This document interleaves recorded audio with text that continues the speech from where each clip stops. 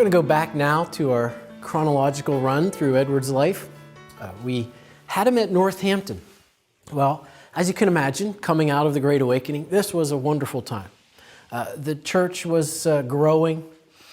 In fact, it went from about 500 or so up to probably over 600 at Northampton. And Edwards was, by and large, by himself as the minister of that church. Now, you can imagine the pressures that were on him as pastor of a church that large. In addition to preaching at Northampton, Edwards also was becoming very popular. And so he was itinerating up and down the Connecticut River Valley, preaching at other churches. In fact, he had preached Sinners, that sermon we talked about. He preached it at Northampton, and it sort of went over, I don't want to say quite like a lead balloon, but it went over without any real response at Northampton. And he was down at Enfield, Connecticut. And while he was down at Enfield, he actually was supposed to hear another pastor preach. And even though Sinners didn't go over all that well with his congregation, he thought it was a good sermon. He thought there was merit to it. So he had tucked it in his saddlebag and took it along with him. And if he had a few moments, he would maybe edit it up and think about it for publication. Well, when he gets to Enfield, turns out the guy who was supposed to preach had come through a rainstorm and continued horseback riding. And of course, he was so ill and had lost his voice, he could barely talk, and somebody else needed to step in. And Edwards said, well, I have this sermon in my saddlebag, I can preach this.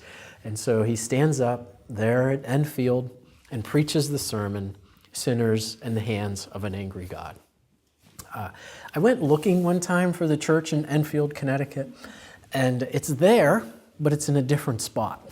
The church is actually on the other side of the street now and down about a quarter of a mile.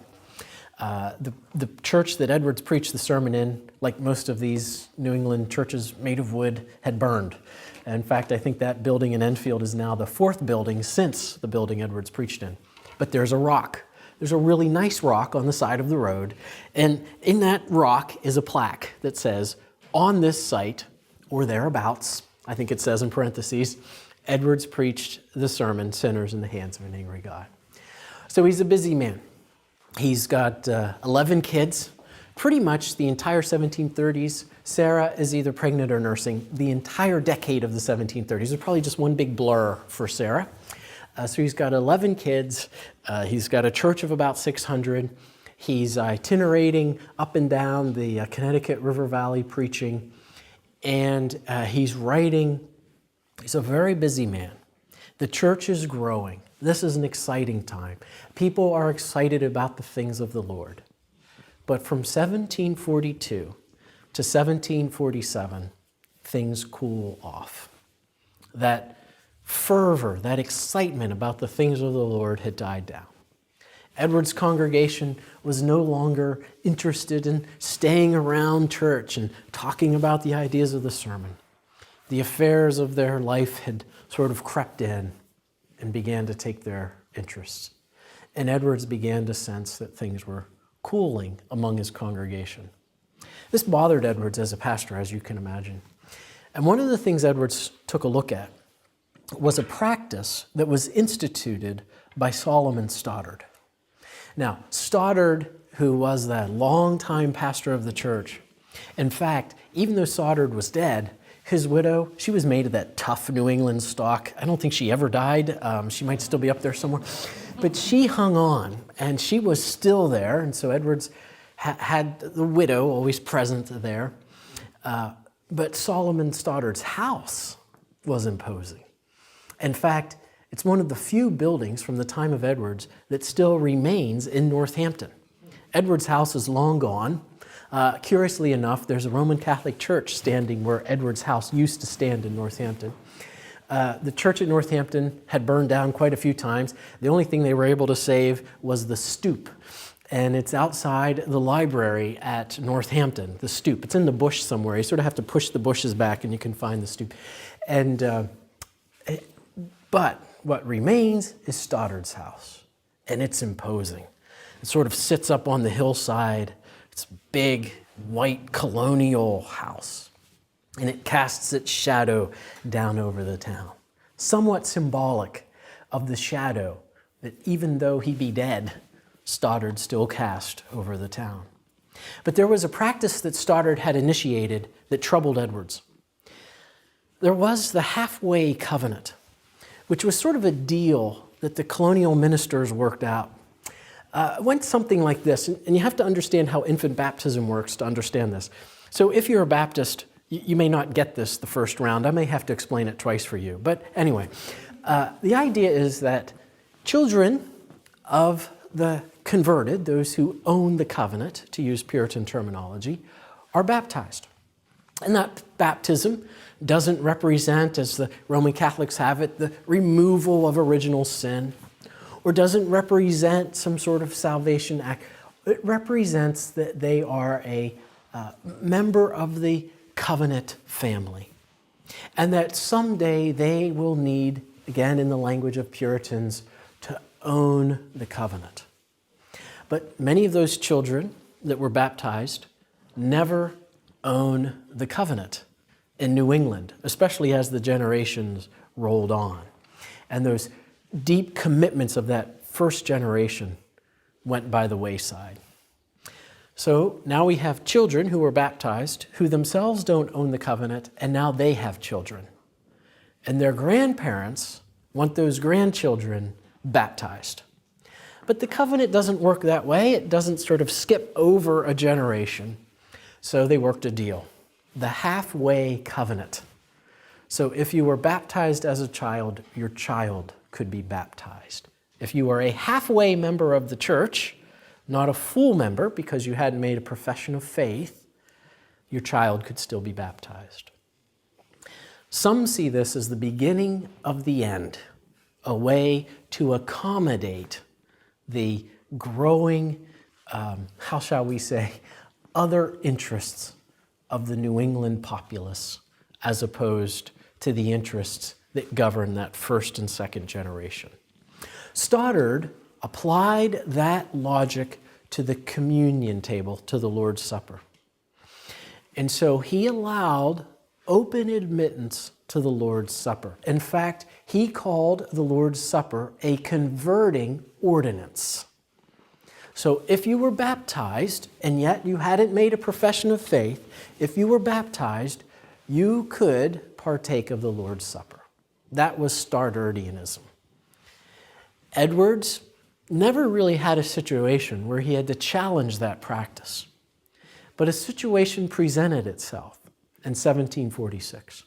And Edwards took advantage of that situation to challenge the practice, because Edwards saw that practice as contributing to some of the spiritual laxity of the church.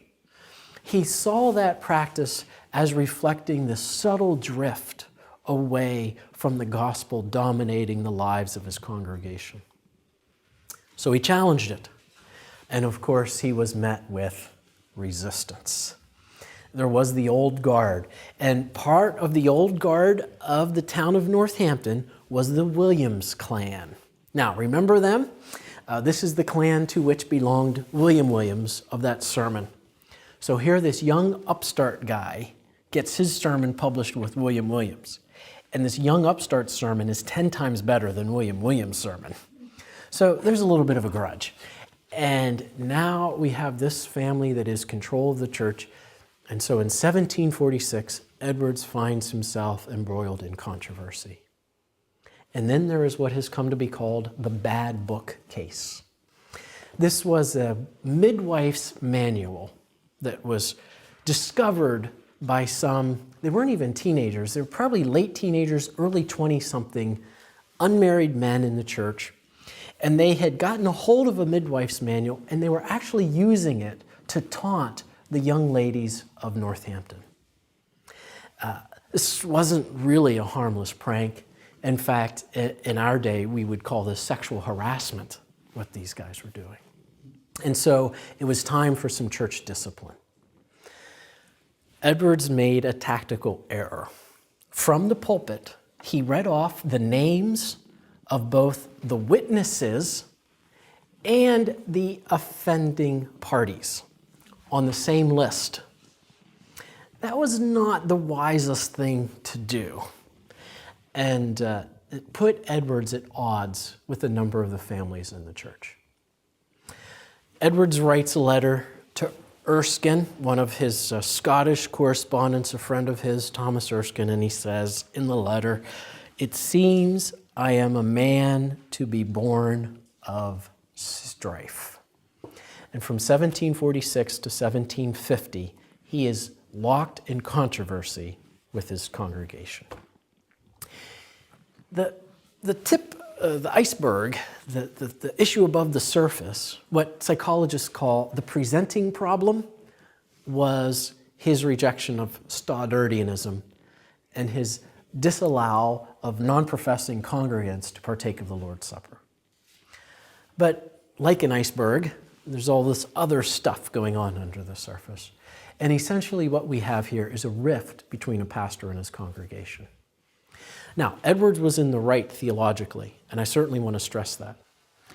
But we also have to take a look at this. And one of the things we could probably say is that early on in his pastoral ministry, Edwards made a conscious choice that he would not cultivate relationships with the people in his church.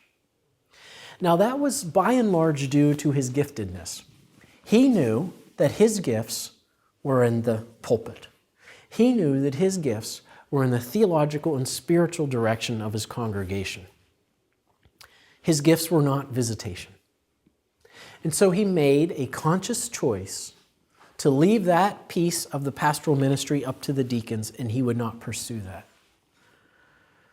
But I do think, and it's hard for me to admit this publicly, but I do think that was a slight, I'll say perhaps that was a slight error on Edwards' part.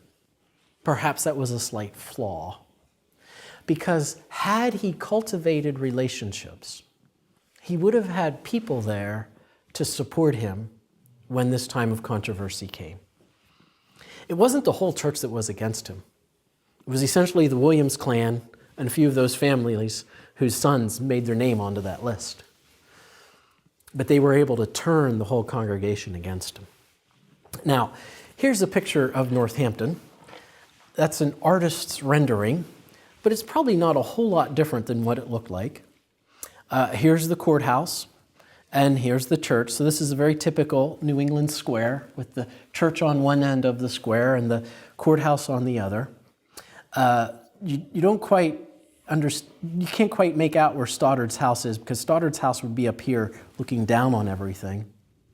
But doesn't that look like just an idyllic town? Wouldn't you just love to live there? It's almost like today's version of a Thomas Kincaid painting. No conflict, no strife, right? These people all get along. No. For 4 years, Edwards is in controversy. Now, he writes treatises. He writes a defense of his view. And these writings on the communion controversy, are very fascinating works of Edwards. And they discuss a wonderful theological discussion of the Lord's Supper. But we all know how this is going to turn out, don't we? And so on June 22nd, 1750, the church record for the First Congregational Church of Northampton simply reads, "The Reverend Jonathan Edwards dismissed." Here he is, the most well-known pastor in the colonies. Maybe even, next to Whitefield and Wesley, the most well-known pastor in the transatlantic world. His books are widely published, widely read. His church is this large church, and he gets kicked out. He gets voted out.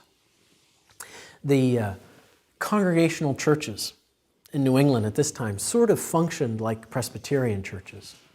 They had a synod that met of the churches, and they would turn decisions of the local church over to the synod of ministers that functioned very much like a presbytery does in the Presbyterian form of church government.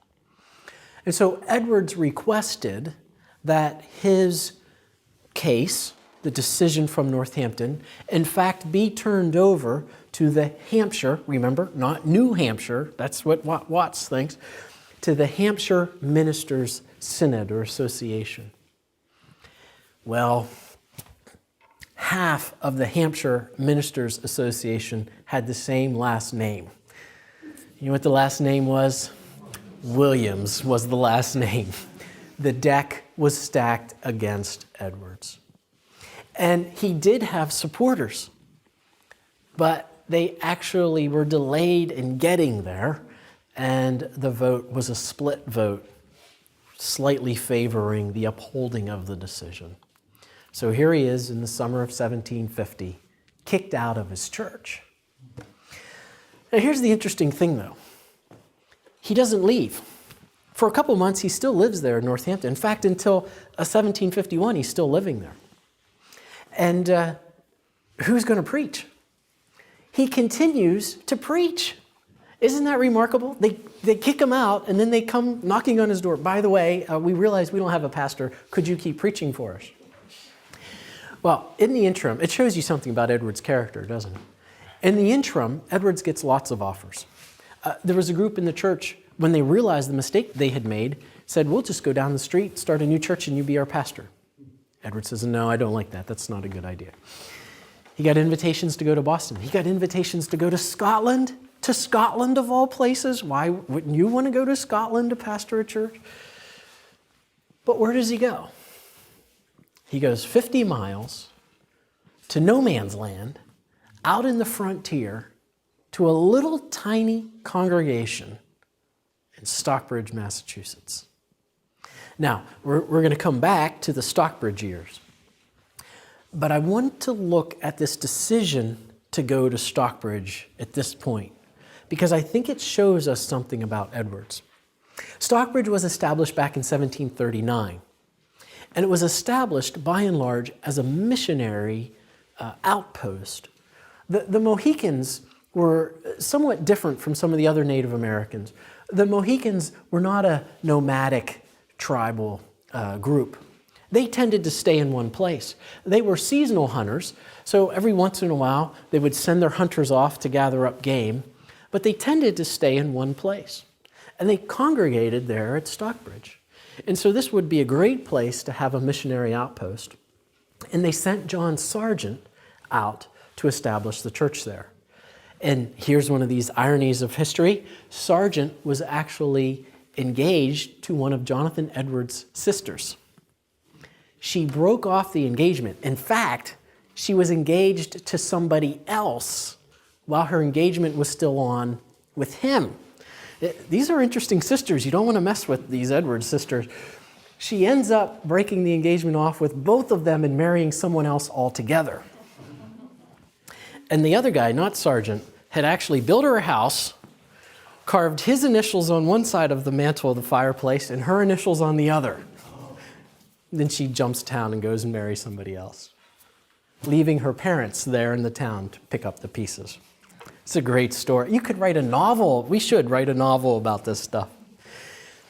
Well, I mention that because Sargent ends up marrying, anybody guess what her last name was? Williams. Now we've got a double grudge because she knows that John Sargent, her late husband's first love, was actually this guy's sister, and she's a Williams. She stays there in Stockbridge when Edwards goes. We'll look at that when we get to the Stockbridge years. Edwards sort of goes out of the frying pan and right into the fryer.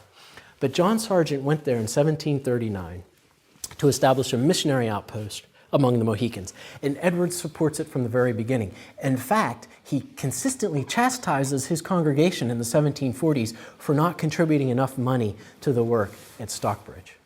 And in fact, he consistently chastises all of the state, the colony of Massachusetts, for not taking seriously enough its charge to preach the gospel to the Native Americans. He says in one letter, we are more interested in fixing them in our interests than proclaiming to them the gospel of Jesus Christ. Edwards had a deep and abiding concern that the gospel be brought to these Native Americans. It also fit with Edwards' idea. There's this great text in the prophetic books that says that the knowledge of the glory of God be spread as the waters cover the sea. It's not enough for Edwards to get excited about a revival in the Connecticut River Valley, and it's not enough for him to get excited about a revival in the colonies. Edwards wants to see the gospel come to the nations. Missions is a key piece of Edwards' thought, preaching, and intentions. And so he goes to Stockbridge when he had all of these other offers, I think because he really wanted to go there as a missionary and bring the gospel to these Native Americans. Well, we'll pick up that ministry there at Stockbridge, but I want to come back to this idea of the conflict that Edwards dealt with. Edwards preached a series of sermons on 1 Corinthians chapter 13. He called it Charity and Its Fruits, from the King James word for love, charity. And the concluding sermon of that series is a wonderful sermon. In fact, I wish as much as people read Sinners in the Hands of an Angry God, and I'm glad they are because there's so much gospel in there, I also wish everybody would be just as familiar with the final sermon of Charity and Its Fruits, Heaven is a World of Love. In that sermon, Edwards presents a wonderful vision of what heaven will be like. He says, heaven is the domain of the triune God, and the triune God exists in perfect and total harmony and love. He says we will be there, and we'll be free from sin. In fact, he uses a great word. He says we will be unclogged. Isn't that great? Like some righteous Drano will just we will have that sincere love for one another that Peter talks about in 1 Peter 1. But then he paints this great picture, and it's like, oh, I can't wait to get to heaven because I'll be free of all this, we'll be free of all this pettiness and all this silliness. And Edwards sort of has you hooked, and then he comes right down to the very end and he says, and if heaven is a world of love, then the way to heaven is the way of love. Now, we've got to put that statement against the statement, it seems I am a man to be born of strife. And what we see is not some type of disjuncture, but we see that this statement that if heaven is a world of love, then the way to heaven is a way of love, is what is in fact Edwards' anchor. It's what holds him together. It's what enables him to stand in these years of conflict of 1747 through 1750. That vision that he just didn't see as some sort of a beatific vision, but some vision that he longed to be the reality of his congregation. And even when it wasn't the case, he didn't abandon the vision. He still held on to it. We find ourselves sometimes in the same spot, don't we? We have this vision of what we would like the Christian life to be, of what we would like our churches to be, of what we'd like the body of Christ to be, and then we see the reality. Heaven is a world of love. Congregations can be full of strife. How do we bring those two together? Well, we can take a page from Edwards' playbook. Sometimes they don't always come together, but we don't abandon the vision. We hold on to it.